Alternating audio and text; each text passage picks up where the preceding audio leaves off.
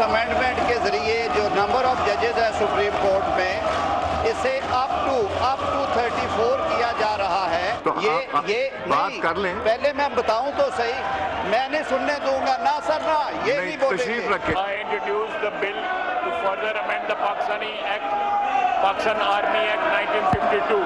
All those in favor of the motion में से आए, all those against it में से no. I think ayes have it, consequently motion is adopted. ये parliament जो है ना इस वक्त एक जाली पार्लियामेंट जिसमें इस किस्म की कानून साजी होती है, जिसमें ना आवाम की बात सुनी जाती है, न रूल्स पे अमल होता है, न प्रोसीजर पे। नाज़रीन, आप रेड लाइन इस्लामाबाद स्टूडियो से देख रहे हैं। पार्लियामान, कौमी असम्बली, सेनेट समेत मुल्क के सियासी जज्बात की अक्कासी करती है, लोगों की नुमाइंदगी भी करती है, लेकिन जब हर वक्त यहाँ पर हंगामे होते रहें और इल्ज़ामात धरे जाते रहें और एक दूसरे को धक्के मारे जाएं, गालम गलोच हो, किसी किस्म का कोई भी बिल पास हो उसकी सेहत पर बहस ना हो, बल्कि पास होने पर या ना पास होने के ऊपर हंगामा हो, तो फिर लोग ये सोचने पर मजबूर हो जाते हैं कि जमहूरियत के पांव मजबूत हो रहे हैं या ख़ुद से अपने आप को घुटनों से काट रही है। प्रोग्राम के पहले हिस्से में आज हम पार्लियामान में होने वाले हंगामे पर बात करेंगे, यहाँ से जो बिल पास हुए उनकी सेहत पर भी बात करेंगे, उसकी इम्प्लीकेशंस पर बात करेंगे। हमारे पास डॉक्टर तारिक फजल चौधरी साहब मुस्लिम लीग नवाज़ की तरफ से मौजूद हैं, उनका शुक्रिया। हमारे पास हाफिज़ अब्दुल्ला साहब जमीयत उलमा इस्लाम की तरफ से, उनका भी शुक्रिया। नई रैली जिन्होंने इन तमाम हंगामे को कवर किया और इससे पहले भी पार्लियामान को कवर करती रही हैं, नुमाइंदा समा टीवी, वो भी हमारे साथ मौजूद हैं। सेनेटर हुमायूं मोहम्मद साहब तहरीक इंसाफ की तरफ से हमें ज्वाइन कर रहे हैं। इसी प्रोग्राम में नाज़रीन एक और हिस्से में आखिर में हम अमरीकी दंगल पर भी बात करेंगे, वहाँ से अनवर इकबाल हमें ज्वाइन कर रहे होंगे। अमेरिका की तारीख में इतना टाइट इलेक्शन नहीं हुआ, ऐसा इलेक्शन है कि बड़े बड़े पंडित भी इसके बारे में कोई फोरकास्ट नहीं कर रहे। आप समझें कि 7 रियासतें हैं जिन्होंने फैसला करना है, बाकी रियासतें बिल्कुल नेक एंड नेक हैं। 48, 48, 48, 49, 51, 49, ये वहाँ पर सिनेरियो बना हुआ है। ट्रंप का ख्याल है कि अगर उसके साथ उसकी डीप स्टेट ने हाथ नहीं किया तो वह मैदान मार लेगा। ये से पूछ लेते, जो रिपोर्टर्स बैठे हुए थे उन्होंने एंटिसिपेट किया था कि नंबर 1 सब्सटेंस क्या होगा। हमने 24 की सुन रहे थे कि 24 की तादाद होगी, बढ़ेगी, लेकिन 34 हमने नहीं सुना था। टेन्योर के एक्सटेंशन की बात हो रही थी, 5 साल का हमने नहीं सुना था। और भी दूसरे मामला हैं। जस्टिस मुनीब के बारे में हम सुन रहे थे कि वो हिस्सा होंगे, अब वो उसका हिस्सा नहीं है। आप तवक्को कर रही थी कि ये होगा?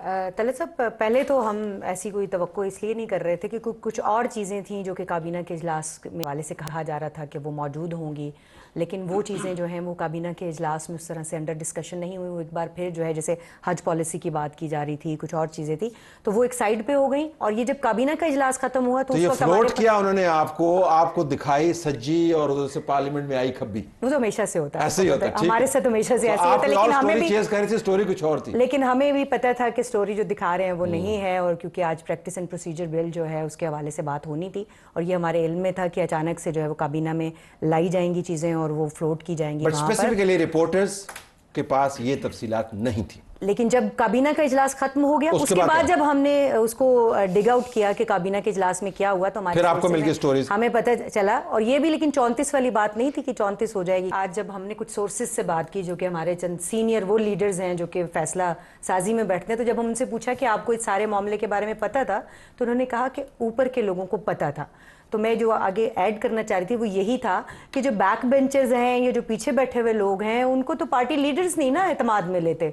उन्होंने एतमाद में लिया नहीं लिया अब हमें नहीं पता, लेकिन जो इस वक्त पीटीआई जिस तरह से रिएक्ट किया उन्होंने आज के बिल के ऊपर, आप देखें इसमें बहुत सारी ऐसी शिकें थी जिनके ऊपर बात की जा सकती थी लेकिन बात नहीं की गई। अब we will never know, I have to leave it there, हमें ये कभी नहीं पता चलेगा। सेशन जो थोड़ा ताखीर का शिकार हुआ है ना, ताखीर का शिकार हुआ है, कॉन्स्टिट्यूशनल उसमें सारी कंसल्टेशन हो रही थी जो आप कह रही हैं। एक चीज, सारी बातों को हम कॉन्फिडेंस में ले रहे थे, अभी तो सेशन डिले हुआ है। अमेंडमेंट आ रही थी, जब ये अमेंडमेंट आ रही थी on the floor of the house, deputy prime minister said I am not aware of what is coming in on the floor of the house. Deputy Prime Minister इसहाक डार, किस amendment की बात है ये जो 26वीं तरमीम आ रही थी, बात इसलिए है he said I am not aware of what is happening.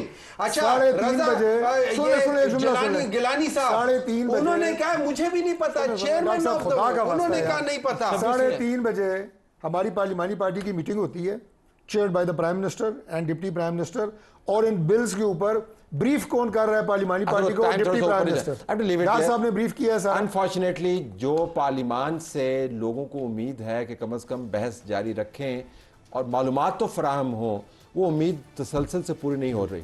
हम बिल्स की सेहत के ऊपर क्या बात करें जब पार्लियामान के नुमाइंदगान जो हैं वही उन बिलों के ऊपर बात नहीं कर पाते। उम्मीद करते हैं कि अगली मरतबा जब ऐसी बात हुई या आने वाले दिनों में जब आपको मौका मिले तो उसका भरपूर फ़ायदा उठाइए और हमें तमाम मालूमात फराहम कीजिए बर वक्त। हमारा प्रोग्राम अभी जारी है।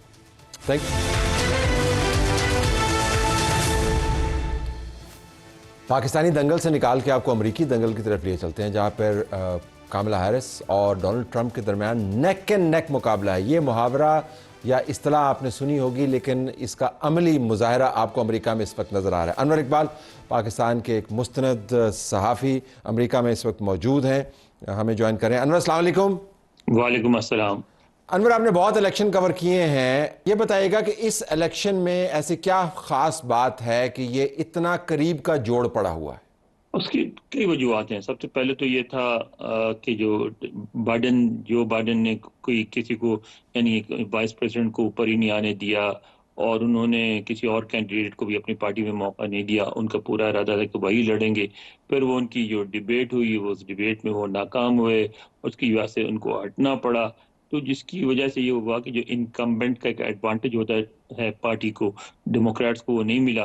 फिर उसके बाद ट्रंप जो है वो उसके मुकाबले में बाइडन के मुकाबले में बहुत बेहतर नजर आते थे। सबसे बड़ी बात है कि तंदुरुस्त नजर आते थे। बाइडन वाज़ेह तौर पे बीमार नजर आते थे। जब कमाला हारिस हुई, जब डिबेट हुई, उस डिबेट में वो ट्रंप पे छा गई और उसके बाद वो ज़ाहिर है उनसे ज़्यादा यंग है, उनसे बेहतर बोलती हैं, तनुज़ हैं, वकील हैं, तो वो एक कैंडिडेट्स का भी फर्क पड़ा। फिर यहाँ डोनाल्ड ट्रंप हमेशा ये करते हैं कि ऐसे मसाइल छेड़ते हैं जिससे माशरा डिवाइड हो जाता है। उन्होंने इमिग्रेशन का मसला शुरू किया कि डिपोर्ट करेंगे, अनप्रेसिडेंटेड डिपोर्टेशन होगी। उन्होंने कहा कि अमेरिका की तारीख में कभी इतनी बड़ी डिपोर्टेशन नहीं हुई जो इमिग्रेंट्स की करेंगे। तो ये ऐसे इश्यूज हैं इसकी वजह से लोग इन्वॉल्व हो जाते हैं और गहमा गहमी शुरू हो जाती है। तो यानी ऐसा लग रहा है इस वक्त जैसे किसी तीसरी दुनिया का इलेक्शन हो रहा हो जिसमें जज्बात बहुत हाई हैं और बहुत से लोग ये समझते हैं कि डोनाल्ड ट्रंप आ गए तो बहुत बुरा होगा, बहुत से लोग ये समझते हैं कि डोनाल्ड ट्रंप आ गए तो बहुत अच्छा होगा। वरना अमेरिका में ऐसा नहीं होता। अमेरिका में अमूमन होता है कि इकॉनमी पे, डोमेस्टिक इश्यूज पे थोड़े बहुत इख्तलाफात होते हैं और उसमें से जो पार्टी बेहतर लगती है उसको लोग वोट दे देते हैं। कभी इनकम्बेंसी का असर होता है कि भाई ये 8 साल उन्होंने पूरे कर लिए, नए पार्टी को ले आओ, तो उस तरह हो जाता है, लैक क्लस्टर सा होता है। लेकिन इस दफ़ा ऐसा लगता है जिससे हमारा लगता है कि ज़िंदगी और मौत का फैसला है और दोनों तरफ जो लोग ये समझते हैं कि उनका हारना उनके लिए बहुत बुरा होगा और इसलिए दोनों तरफ से बहुत ज़्यादा जोर लगाया जा रहा है। अच्छा अनवर, ये बताइएगा कि इस वक्त बहुत सारे पंडित्स जो हैं वो they are saying to close to call. ऐसी सूरत हाल में हम ज़ाहिर है आपसे तज्जियाती तौर पर तो फोरकास्ट ले सकते हैं लेकिन वैसे नहीं। लेकिन आपको क्या लगता है कि क्या चीज़ मैटर करेगी ये डिसाइड करने में कि कौन जीतेगा?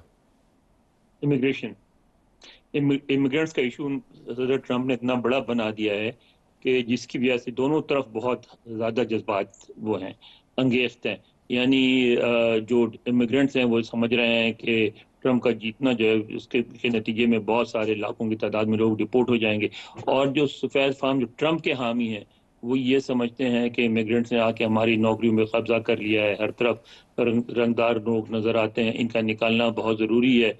आपने देखा होगा कि जो जिन स्टेट्स में रिपब्लिकन्स की अक्सरियत है वहाँ से उन्होंने ऑलरेडी निकालना शुरू कर दिया है। वहाँ से लोग भाग भाग के आते हैं। डेमोक्रेट्स ने पनाहगाहें बनाई हैं, शेल्टर्स खोल रखी हैं जहाँ उनको शेल्टर देते हैं। مثلا न्यूयॉर्क में जो पाकिस्तान का होटल था रूजवेल्ट होटल, वो शेल्टर बन चुका है। तो इसलिए मैं समझता हूँ कि इसकी वजह से ये कहना बहुत मुश्किल है कि कौन जीतेगा। लेकिन ये कहा जा सकता है कि इमिग्रेशन जो है उसके बाद इंटरनेशनल अफेयर्स तो इतने अहम नहीं है, मगर गाजा की वजह से ये हुआ है कि मुसलमानों के वोट जो अमूमन 1.2% अमूमन मैटर नहीं करते। लेकिन बाद स्टेट्स ऐसी हैं जैसे मिशिगन है, पेंसिल्वेनिया है, विस्कॉन्सिन में, वहाँ दोनों में डेमोक्रेट और रिपब्लिकन में फ़र्क जो है वो हज़ारों वोटों का होता है, ज़्यादा से ज़्यादा 50,000, 40,000, 60,000। तो जहाँ अगर 2 लाख 2.5 लाख वोट हों फिर वो मैटर करते हैं, तब वो मुसलमानों के वोट भी मैटर कर रहे हैं। तो गजा का भी एक रोल होगा, इकॉनमी का भी एक रोल होगा।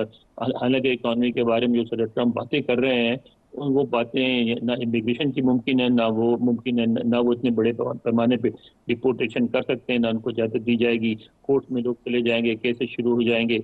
उसकी दूसरी तरफ ये है कि जो ये कहते हैं कि मैन्युफैक्चरिंग को अमेरिका में लाएंगे, तो कैसे वापस लाएंगे? अमेरिका में गुज़श्ता 30 साल से कारों की कीमतें जो हैं वो तकरीबन यकसा रही हैं। अब बड़ा जी बिल्कुल, उनकी बहुत सारी जो बातें और पॉलिसियां हैं उनका अमलियत पर तो इम्तिहान होगा। लेकिन आपने एक बड़ी ज़बरदस्त बात बताई, आपका शुक्रिया अदा करते हुए, प्रोग्राम को क्लोज करते हुए, कि जो अमेरिका में बाहर से आए हैं उनके वोट्स डिसाइड करेंगे कि अमेरिका के अंदर सदर कौन होगा। This is truly remarkable. इजाज़त चाहते हैं, अल्लाह हाफ़िज़।